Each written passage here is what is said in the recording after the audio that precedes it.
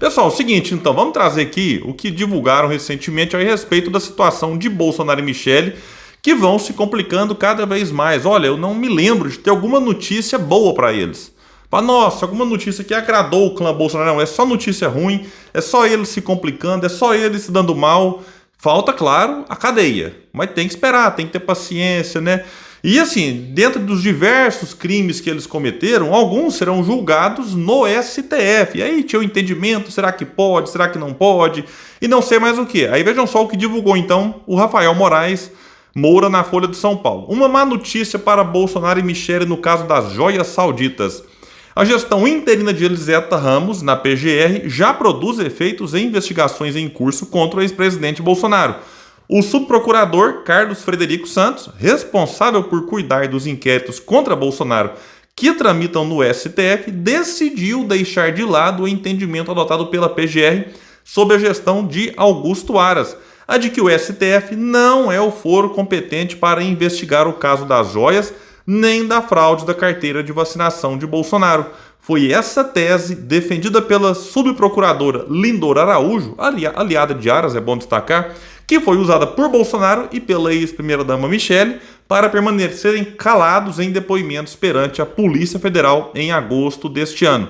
Na ocasião, a defesa do clã Bolsonaro alegou que a PGR, sob a gestão de Aras, opinou que o caso das joias não deveria tramitar no Supremo, já que o ex-presidente não possui mais a prerrogativa de foro por ter deixado o cargo. Portanto, tanto Bolsonaro quanto Michele só prestariam esclarecimentos perante o juízo competente. Com o fim da gestão de Aras, porém, vejam só, a posição da PGR mudou.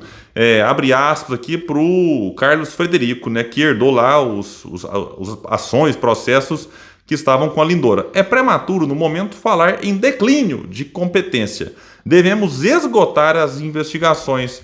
E coordenador do Grupo Estratégico de Combate aos Atos Antidemocráticos, ele, o Carlos, acompanha com lupa não apenas as investigações sobre os atos do dia 8 de janeiro, mas também os desdobramentos da delação do ex-ajudante Mauro Cid, o caso das milionárias joias sauditas e a apuração sobre a fraude na carteira de vacinação de Bolsonaro. Vejam só a quantidade de frentes em que o ex-presidente pode se encrencar.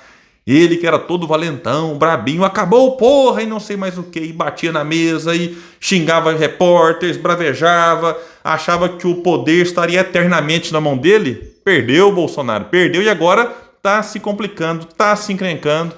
E até o entendimento aqui agora mudou, prejudicando a defesa de Bolsonaro. O subprocurador relatou ao blog que já se manifestou nos autos dos processos e não contestou o foro, como vinha fazendo a sua antecessora, a Lindora. Lindora que, né, todo respeito, devido a ver, é uma vergonha, pelo amor de Deus. O Aras, então, nem se fala.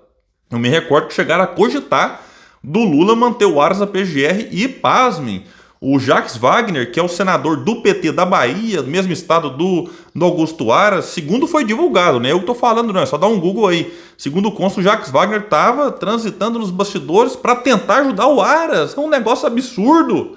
E aí, outro fator que pode ajudar na tese de manter as investigações no STF é a delação premiada de Mauro Cid, que também está lá no STF, onde em seus diversos anexos são relatados detalhes que podem ajudar as apurações em curso. E aí aqui vai dizer que na semana passada a afirmação de Carlos Frederico de que a delação de Mauro Cid é fraca provocou irritação na Polícia Federal e também no ministro Alexandre de Moraes, que manteve uma rusga pública não apenas com Bolsonaro, mas também com a própria PGR de Augusto Aras ao longo dos últimos anos. E vejam só a mudança de postura que complica demais Jair Bolsonaro e Michele, que deve ser motivo de alegria para muitos que me acompanham aqui.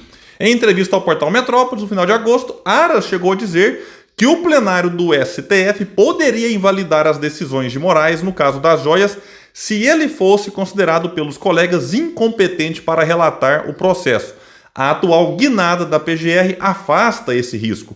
Moraes tem tentado influenciar na sucessão da PGR e atua nos bastidores para emplacar o vice-procurador-geral eleitoral Paulo Gonet, também apoiado pelo ministro Gilmar Mendes, que tem muita influência nos bastidores, a gente sabe disso, não é de hoje. E o Bolsonaro está tremendo de medo do novo PGR, desse que o Lula vai indicar a decisão não foi tomada ainda. Diz aqui, conforme informou a equipe da coluna, no entorno de Bolsonaro, a troca de comando na chefia do Ministério Federal vinha sendo aguardada com apreensão pelos possíveis desdobramentos nas diversas frentes de investigação que têm fechado o cerco contra o ex-presidente. Um dos temores é de que um novo PGR alinhado a Lula apresente uma denúncia contra Bolsonaro e pavimente o caminho de sua prisão, que eu já disse aqui várias vezes, repito, prisão de Bolsonaro é questão de tempo. Tenhamos paciência para esse momento chegar. E não é porque eu divirjo de Bolsonaro, discordo, considero ele, enfim, alguém que cometeu diversos crimes. Não é porque eu acho isso, é porque sim, pelo amor de Deus, o que aconteceu no Brasil é muito grave. Vamos pegar só a pandemia. Um presidente da República não pode atuar, digamos assim, ao lado do vírus. Enquanto todo mundo se esforçava para fazer a sua parte dentro do possível, o cidadão vivia como se estivesse no outro mundo. Num mundo sem pandemia. É um absurdo. Zombando dos cientistas, da comunidade científica, zombando do povo, rindo, fazendo chacota com as mortes, com a tragédia. É um negócio surreal. Veio aqui na minha cidade de Uberlândia e o pessoal perguntou sobre vacina. Vou comprar vacina só na casa da sua mãe, dando esse tipo de resposta. Enfim, fazendo a guerra, de um lado quem estava lutando para salvar vidas e ele naquela, a economia ou não sei o quê, numa falsa narrativa de que se você cuida de um lado, você está descuidando do outro, quando na verdade o esforço tinha que ser conjunto e ele o tempo todo atrapalhando o trabalho, enfim, de quem queria salvar vidas. Isso é uma questão, até apoiador de Bolsonaro reconhece isso e não pode ficar impune. Vamos ver então aí, sem falar nessas questões de joia, cartão de vacinação, o 8 de janeiro, ataque às urnas e tudo mais. Pessoal, então é isso. Muito obrigado. Até o próximo vídeo nesse espaço que luta por um Brasil melhor.